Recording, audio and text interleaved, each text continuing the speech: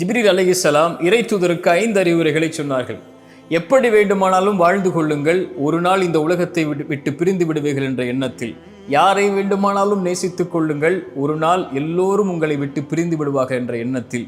எதை வேண்டுமானாலும் செய்து கொள்ளுங்கள், அதனுடைய கூலியை இறைவன் கொடுத்தே தருவான் என்ற எண்ணத்தில்.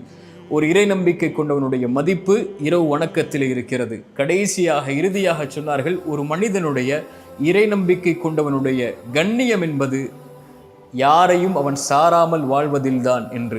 மிக முக்கியமானது அது. இந்த உலகத்திலே யார் நமக்கு முக்கியத்துவம் தரவில்லையோ அவர்களுக்கு ஒருபோதும் முக்கியத்துவம் தராதீர்கள்.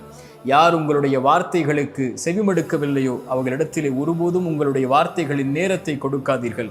உங்களை விட்டு யார் பிரிந்தார்களோ அவர்களுக்காக ஒருபோதும் அழாதீர்கள். இதயம் உங்களுக்காகத்தான் துடிக்கிறது, பார்வை உங்களுக்காகத்தான் விழிக்கிறது.